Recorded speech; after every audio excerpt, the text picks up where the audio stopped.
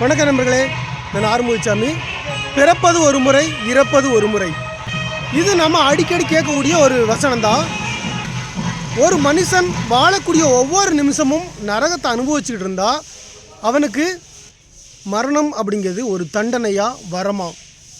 இந்த விவாதத்துக்கு ஒரு தீர்ப்பு நேற்று உச்சநீதிமன்றம் கொடுத்துருக்காங்க.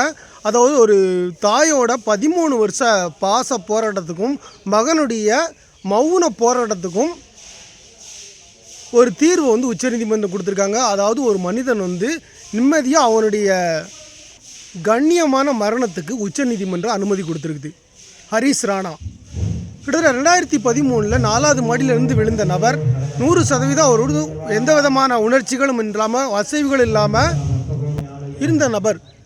கிட்டத்தட்ட அவருக்கு உணவு கூட அவர் எந்த விதமான அசைவும் கிடையாது, மூச்சு விடுறது மட்டும்தான் அவர் செயல்பட்டுக்கிட்டு இருக்காரு. வேறு எதுவுமே அவரால் செய்ய முடியாது. அவருக்கு எந்த உணர்வுகளும் கிடையாது. சாப்பாடு முதற்கொண்டு அவருக்கு உணவு குழாய் இதில் டைரெக்டாக போட்டு உணவு கொடுக்கப்படுது. முழுக்க முழுக்க அவர் தாய் தான் அவரை பராமரிச்சுட்டு வராங்க. 13 வருஷமாக பார்த்துக்கிட்டு இருந்த அவங்க படக்கூடிய கஷ்டம் தாங்க முடியாமல் எனக்கு பின்னாடி என்னோடய மகனை யார் பார்ப்பானால அவன் ஒரு கௌரவமான கருணை கொலை செய்ததுக்கு அனுமதி கொடுக்கணும்னு சொல்லி கோர்ட் அனுமதி கேட்டிருந்தாங்க. அதுக்கு முதல்ல கோர்ட் அனுமதி கொடுக்கல. ஏன்னா இந்தியாவில் இந்த மாதிரி கருணை கொலைக்கு அனுமதி கிடையாது. எதுக்கு அனுமதி உண்டு பார்த்தீங்கன்னா, செயலற்ற நிலைக்கு தான் அனுமதி உண்டு. அதாவது செயற்கை சுவாசம் மூலமாகவோ மருந்துகள் மூலமாக மட்டும்தான் அவர் உயிர் பிழைச்சிருக்காரு. அதெல்லாம் நிறுத்தினா அவர் இறந்துருவார் அப்படின்னா அதுக்கு மட்டும்தான் அனுமதி கொடுக்கணும்னு சொல்லி தான் இந்திய தண்டனை சட்டம் இந்திய சட்டம் சொல்லப்படுது. ஆனால் இந்த ஹரிஸ் ராணா எந்த விதமான செயற்கை சுவாச கருவி இல்லாமல் இயற்கை அவராக சுவாசிக்கிறதுனால அவருக்கு அனுமதி கொடுக்க முடியாது அப்படிங்கிறது தான் நீதிமன்றம் இதுக்கு முன்னாடி சொல்லி இந்த வழக்கை தள்ளுபடி பண்ணியிருந்தாங்க. இந்தியாவில் விரல் விட்டு எண்ணக்கூடிய அளவில் தான் இந்த மாதிரி கருணை கொலைக்கு அனுமதி கொடுக்கப்பட்டிருக்கு. ஆனால் சட்டத்தை எல்லாம் மீறி இந்த கருணை கொலைக்கு அனுமதி கொடுத்துருக்காங்க. அதுக்கு இந்த நீதிபதி குறிப்பிட்ட அந்த வார்த்தைகள் தான் கண்ணீர் வரவழைப்பதாக இருக்குது. இந்த முடிவை நாங்கள் சட்டத்தினால் மட்டும் எடுக்கலை, அன்பினாலும் அறிவியலாலும் இணைஞ்சு நாங்கள் எடுத்திருக்கோம் அப்படின்னு சொல்லியிருக்காங்க. உணவு குழாய் மூலமாக உணவு உண்ணுறது கருணை கொலைக்கு ஏற்றுக்கிட முடியாதுன்னு சொல்லி தான் இதுக்கு முன்னாடி சட்டங்கள் சொல்லப்பட்டது. ஆனால் நேற்று உணவு குழாய் மூலமாகவும் உணவு கொடுக்குறது ஒரு மருத்துவ சிகிச்சை தான். முன்னேற்றமே இல்லாதவருக்கு அந்த மாதிரி கொடுக்குறது அவர் பண்ணக்கூடிய அந்த மரண அவஸ்தையை நீட்டிக்கிறது தான் அப்படின்னு சொல்லியிருக்காங்க. அவருக்கு தரக்கூடிய அந்த செயற்கை உணவை நிறுத்தி இயற்கையான ஒரு மரணத்தை தள்ளுவதற்கு அவருக்கு அனுமதி கொடுத்துருக்காங்க எய்ம்ஸ் மருத்துவர்கள் முன்னிலையில். இந்தியாவில் கருணை கொலை பற்றி நிறைய விவாதங்கள் நடந்திருக்கு. ஆனால் இந்த மாதிரி ஒரு தீர்ப்பு கொடுக்கப்பட்டது இதுதான் முதல் முறை. அதாவது விஷ ஊசி போட்டு கொள்றதில்ல, இந்த சிகிச்சையை நிப்பாட்டி மரணமடைய வைக்கிறது தான் இந்தியாவில் ஏற்றுக்கொள்ளப்பட்ட ஒரு முறை. இந்த மாதிரி நிலைமையில் இருக்கிறவங்களுக்கு இந்தியாவில் இந்த தீர்ப்பு ஒரு முன்னுதாரணமாக இருக்குன்னு நினைக்கிறேன். வாழ்கிறதுக்கு எவ்வளோ உரிமை இருக்குதோ அதே போல் கண்ணியமாக இறக்குறதுக்கும் அவங்களுக்கு உரிமை இருக்குது அப்படிங்கிறது அந்த தீர்ப்பு சொல்லப்படுது. இவ்வளவு பெரிய சட்ட போராட்டத்துக்கு பின்னாடி இந்த ஹரிஸோட இந்த மரணத்தை பற்றி வள்ளுவர் அன்னைக்கே சொல்லியிருக்காரு. உறங்குவது போலும் சாக்காடு, உறங்கி விழிப்பது போல் பிறப்பு. 13 வருஷமாக உறக்கத்தில் இருந்த ராணா அவர் ஒரு நீண்ட தூக்கத்தில் இருந்தால் தான் அர்த்தம். அவரோட ஆன்மாவுக்கு தேவையான ஓய்வு இப்போ பெற போகிறாரு. நம்மளுடைய முன்னோர்கள் மரணத்தை கண்டு பயப்படலை. எப்படி ஒரு நெல் வயல் கதிர் அறுக்கப்பட்டு அதுக்கப்புறம் ஓய்வு எடுக்குமோ அதே போல் பயன்படுத்தாத அந்த உடம்பு விட்டு போய் ஆன்மா ஓய்வெடுப்பது தான் மரணம் அப்படின்னு சொல்லி முன்னோர்கள் நினச்சாங்க. சிவபெருமான் அழிக்கக்கூடிய கடவுளாக இருந்தாலும் அவரை அமைதியின் வடிவமாக தான் நம் முன்னோர்கள் நினச்சாங்க. அழிவு அப்படிங்கிறது தொடக்கத்துக்கு ஒரு படியாக தான் நம் முன்னோர்கள் நினச்சாங்க. ஹரிஸ் ராணாவோட பெற்றோர்களை பார்த்து நீதிபதி என்ன சொன்னாங்க தெரியுமா? அவனை நீங்கள் கைவிடலை, அவனுக்கு மிகப்பெரிய விடுதலையை பெற்று தந்திருக்கீங்க அப்படின்னு சொன்னாங்க. இதை நாம் இன்னொரு கோணத்தில் கூட பார்க்கலாம். மரணத்தை கண்டு பயப்படுறவங்க மத்தியில் நம் முன்னோர்கள் நம்மகிட்ட ஒரு மரபு வச்சுருந்தாங்க. அதுதான் மரணத்தை வெற்றி அப்படின்னு நினைக்கிறது. நினச்சி பாருங்கள், பகத்சிங், சுக்தேவ், ராஜகுரு போன்றவங்களாம் இறக்கும்போது அவங்களுக்கு வயசு என்னென்னு பார்க்குறீங்க? 21 வயசு. அவங்க ஏன் பயப்படலை தெரியுமா? மீண்டும் சுதந்திர இந்தியாவில் பிறப்போம், நாங்கள் மீண்டும் பாரத மண்ணில் பிறப்போம் அப்படின்னு சொல்லிட்டு தான் இறந்தாங்க.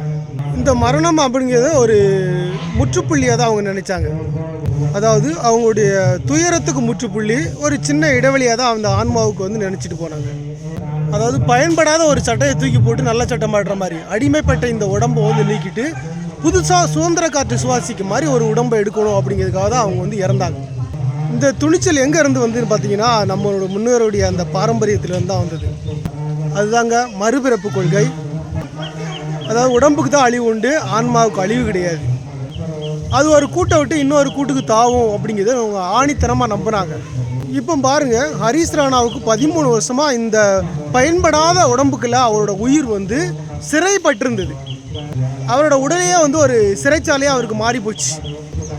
விடுதலை போராட்ட வீரர்கள் எப்படி அடிமைப்பட்ட அந்த இந்தியாவிலிருந்து விடுதலையை எதிர்பார்த்தாங்களோ அதே போல் இந்த பயன்படாத உடம்புல இருந்து விடுதலை அடையணும் அப்படின்னு சொல்லி அவருடைய ஆன்மா வந்து நினச்சிருக்கலாம். அதுக்கான இந்த விடுதலை பத்திரமாக தான் நேற்று உச்சநீதிமன்றம் கொடுத்த அந்த தீர்ப்பு வந்து நான் நினைக்கிறேன். அந்த தாய் வந்து ராணாவுக்கு கொடுத்தது வந்து தண்டனை கிடையாது, மரணம் கிடையாது. மீண்டும் ஒரு பரிபூர்ணமாக அழகான ஒரு குழந்தையாக இந்த பூமியில் பிறக்கிறதுக்கு அவருக்கு வாய்ப்பை ஏற்படுத்தி கொடுத்துருக்காங்க அந்த தாய். தூங்கி எழுந்தால் எப்படி ஒரு புத்துணர்ச்சி இருக்குமோ அதே போல் மரணத்துக்கு பின்னாடி அவர் ஏதாவது ஒரு நல்ல வீட்டில் நல்ல ஆரோக்கியமான சூழ்நிலையில் புது குழந்தையாக பிறஞ்சு துள்ளி குதித்து வருவார் அப்படின்னு சொல்லி நாம் நம்புவோம். இறப்பை வந்து சிவபதம் அடைதல் அப்படின்னு சொல்லுவாங்க. துன்பமான இந்த வாழ்க்கையிலிருந்து ஒரு இன்பமான ஒரு பேரின்ப நிலைக்கு போகிறது. அவர் அந்த மாதிரி ஒரு பேரின்ப நிலையான ஒரு அமைதி நிலைக்கு தான் போயிருக்கார். நண்பர்களே, ராணா வந்து இன்றைக்கி விடுதலை பெற்றிருக்கலாம்.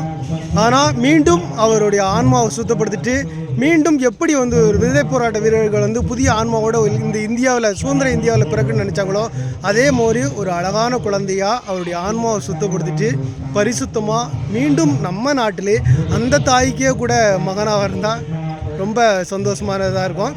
அவருக்கு வயசாக இருக்கலாம் பிறக்க முடியாது. அந்த குடும்பத்திலே வந்து அந்த தாய் இன்னும் சந்தோஷப்படுவாங்க. மரணத்தை கண்டு பயப்படாதீங்க. மீண்டும் ராணா வந்து அவருடைய ஆத்மா சாந்தி அடையட்டும். மீண்டும் இந்த உலக வாழ்க்கையை அவர் அனுபவிக்கிறதுக்கு மீண்டும் ஒரு பிறவி எடுக்கட்டும் அப்படின்ட்டு நான் நினைக்கிறேன். இதை பற்றி உங்களுடைய கருத்துக்களை சொல்லுங்கள். இன்னும் நிறைய பேர் வந்து இந்த பிறவியே வேண்டாண்டா, நம்ம பேசாமல் பிறக்காமலே இருந்துடலான்டான்னு சொல்கிறாங்க. அது ஒரு சகிட்டு இருக்குது. இன்னும் நிறைய பேர் வந்து தற்கொலை பண்ணுறாங்க. அதெல்லாம் இந்த லிஸ்ட்லேயே வராதிங்க. எப்படி வந்து இந்த இயற்கையான மரணம் வந்து அவருக்கு விடுதலை கொடுக்குதோ அந்த தற்கொலை அப்படிங்கிறது வந்து விடுதலை கொடுக்காது. அவர் வந்து திரும்பவும் ஒரு ஜெயிலுக்குள்ளே போய் மாற்ற மாதிரி தான். இயற்கையான மரணத்தை பற்றி வள்ளுவர் வந்து அழகாக குரலில் இருந்து சொல்லிட்டாரு. ஆனால் தற்கொலை வந்து அவர் ஆதரிக்கலை. மரணத்தை வந்து தூக்கம் அப்படின்னு சொன்ன வள்ளுவர் தற்கொலை வந்து இந்த மாதிரி சொல்கிறார். என்னன்னு பார்த்தீங்கன்னா, இடுக்கண் வருங்கால் நகுக, அதாவது துன்பம் வரும்போது சிரிக்க சொல்கிறாரு. தற்கொலை அப்படிங்கிறது வந்து நம்மளுடைய ஆன்மாவோட பயணத்தில் மிகப்பெரிய ஒரு தடைக்கல்லாக கண்டிப்பாக அமையும். அதில் தற்கொலை வந்து இதுக்கான தீர்வு கிடையாது. அப்படி தற்கொலை எண்ணம் இருந்ததுன்னா நீங்கள் வந்து நண்பர்கள்ட்ட நிறைய பேர்ட்ட மனசு விட்டு பேசுங்க. அந்த எண்ணங்கள்லாம் மாறும். மரணத்தை மதிக்க கற்றுக்கொள்ளும். ஆனால் வாழ்க்கையை வந்து நேசிக்க மறக்கக்கூடாது. ஹரீஷ் ராணாவுக்கு கிடைச்சது விடுதலை. ஆனால் நமக்கு இருப்பது போராடி வெல்ல வேண்டிய ஒரு வாழ்க்கை தான். உங்கள் வழிகளை பகிர்ந்து கொள்ளுங்க, உயிர்களை மாய்த்து கொள்ளாதீங்க. ஹரீஷ் ராணா மறுபடியும் பிறக்கணுமா வேண்டாமா, இதை பற்றி உங்களுடைய கருத்துக்களை வீடியோவோட கமெண்ட் பாக்ஸில் கமெண்ட் பண்ணுங்கள். மீண்டும் வேறொரு வீடியோவில் சந்திக்கலாம். நன்றி, வணக்கம்.